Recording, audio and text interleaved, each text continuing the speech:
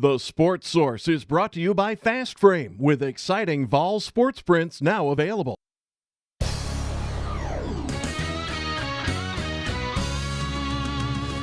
You are watching East Tennessee's first and only year-round sports talk show on television. This is The Sports Source with your host, John Pennington. Good Sunday morning and welcome into the Sports Source. Happy to have you with us. We always appreciate it. Last week you gave us our highest rated show ever, over 13 years, 600 episodes. So we say thank you. Our sponsors say thank you. Thank you. Today, we hope there's many of you tuning in because we've got many topics. We've got comings and goings in the Vol football roster. We got recruiting to talk about today. The Vols get their first road win of the year at Starkville yesterday. Discuss that. Dave Hart, Bob Shoop, maybe even a little Peyton Manning. Huge show today. Let's go ahead and get it kicked off.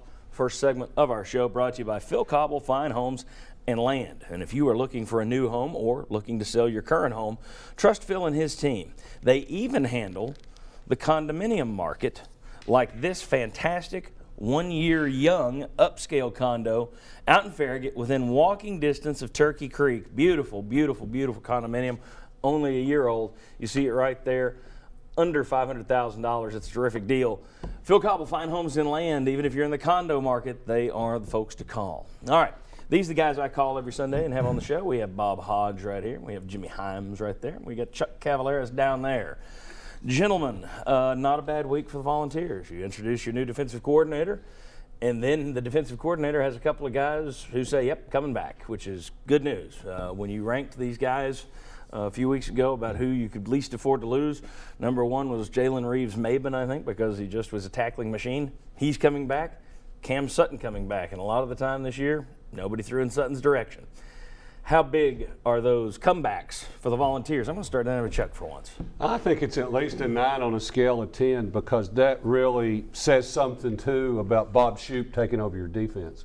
If somebody had wanted to leave and wasn't really all in with the program, you're changing defensive coordinators. That may be a pretty good time to go ahead and make the move. Yes. But Jay Reeves-Maben, he was recruited by Shoop and really considered Vanderbilt because of that relationship. So you're getting your key guy on defense. I mean, I think it's really important for Tennessee to live up to a lot of the expectations you have for next season. Guys, your thoughts? Oh, I'm going to agree with Chuck 100%. I thought, as you said, out of the three guys that possibly could leave, I thought he was the most important one. And it gives you that guy out there who sort of does, and everybody, I think it's overused a little bit, the coach on the field. Mm-hmm. People need to remember how young Tennessee still is at linebacker, and so having somebody who's played as much football as Reeves-Maben, played it very well, but even if you took away the number of tackles and everything, just having the knowledge out there is going to be important. Plus, you would expect him, the adjustments that Shoop is going to make, you would expect your veteran linebacker to be the guy who's going to be able to absorb it quickest. So I think it's important not from just what he does, but what he does between plays as well. I think it's big in the locker room too. I think these are two of your leaders, and the thing about Maben is he is a tackling machine, and he's the face of that defense really. And I think he's one of the top 5 linebackers returning in the SEC, maybe even better. I think Sutton's one of the top 3 cornerbacks in the SEC that's returning. And I will say this about Sutton: he didn't get a first or second round grade when it came back from the advisory board. It was basically a 3rd round grade, and I think that also impacted his decision. Alvin Kamara, still waiting. Mm-hmm. He's got to have the paperwork in by tomorrow. Either he's somewhere fretting right now, going down to the wire with this decision, or he's one of these guys that likes the attention and likes to have people talking about him.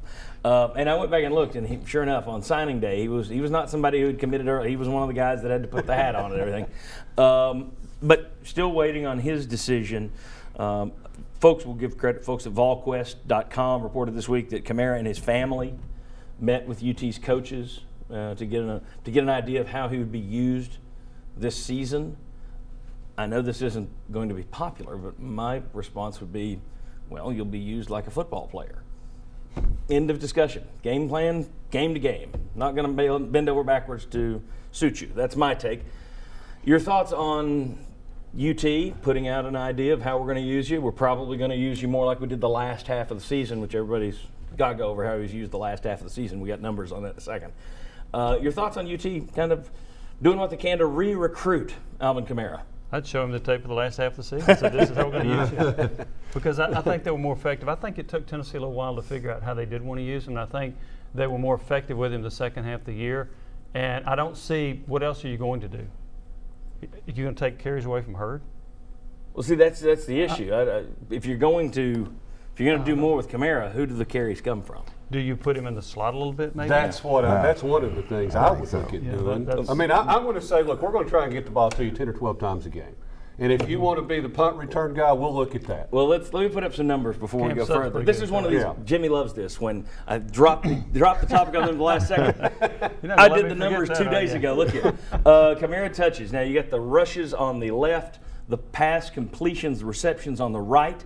So if you look the first 6 games, 17 touches against Bowling Green, only 5 against Oklahoma, Western Carolina. Then it grew against Arkansas and Georgia. Then you got the back half of the year. He got a ton of business in that North Texas game. And then when they got the big lead on Vanderbilt, they pretty much put him in, took Hurd out, gave Hurd a rest, and let Kamara take the deal. The interesting thing about that, if you average that out, Kamara averaged 10 touches a game in the first half of the season, 11 touches a game the second half of the season. And they're promising 12 next year. That's right. Yeah. 11 and a half.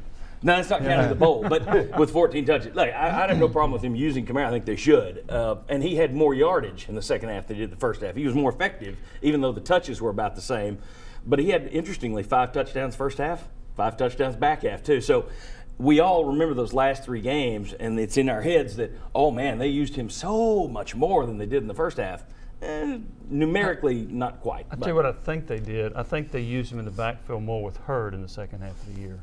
And whether it was a decoy or not, I think it made them more effective. Well, I think having him on the field, even if it's not as many, even if it's not about touches, getting him on the field more would be an inducement. Does anybody else have an issue with having to re-recruit a kid or no? No, I don't have an issue with having to re-recruit him, and I don't have an issue with his parents coming to UT and asking that, because this is a huge decision for them. I mean, you're talking about potentially millions of dollars. Do you make the decision now? Do you make the decision later? And if it was my son, I would probably go in there and say, hey, what's the deal going to be for him next year? I just don't have a problem with that. Can I ask one quick question? What would his draft grade be, Jimmy? Do you know? It's about 5th round. Yeah. Just you come back. And that's what I think you do too. I think if he had been a 3rd round pick and you're back, okay, that's a little bit of a different world. But getting down in the 5th round, you may not even get drafted. Here we go. The sort of kind of surprise in this was Marquez North this week. Not in school, not coming back to UT. It's assumed he'll go to the NFL, but as far as we know, we don't know if the paperwork's been filed. We don't know if he's signed with an agent yet. He could technically still go to an FCS school, transfer down and play another year, but most likely NFL. Family issues can weigh in these things, monetary issues, academic issues, relationships with coaches can weigh into this. Your own injury history can weigh into this. Thoughts on Marquez North up and going? I thought it was very surprising, because I just didn't see him having done enough at UT to be very much on the NFL's radar, and I think everybody would agree. He's got the physique. He seems like he's got the measurables, as they like to say, but his production, because of the injuries and other things, was so low. That one, it did surprise me, and it makes me think, and you've had guys over the years from Tennessee and other schools, they're just not good college students. They don't enjoy it. That's not part of their life. Why not go ahead and announce the NFL? I probably wasn't leaving quite as surprised as Bob, because late in the year he was practicing and not playing, and he was making these game time decisions that I don't feel like it. So I asked somebody over there at UT, and they said he's saving himself. That was the hint to me that he may not be coming back. Yeah, because, I mean, that was really frustrating. Pre-game warm-ups, he's out there, and you're thinking, well, he's going to be able to go. And then they come out, and he's not in uniform. It's either like back spasms, wasn't it, or the back would tighten up. I mean, is that going to suddenly get healed, or was he not really hurt? Saving himself. Saving himself. For marriage. All right, when we come back, we're going to talk about Tennessee's win at Mississippi State yesterday. Mark Pancratz comes out and joins us. We've still got recruiting to cover. We've got Bob Shoop to cover. A little later in the show, Mark Pancratz is going to break down the Vols as he would if he were an opposing coach, give you a scouting report. It's a packed show. Come on back on the Sports Source.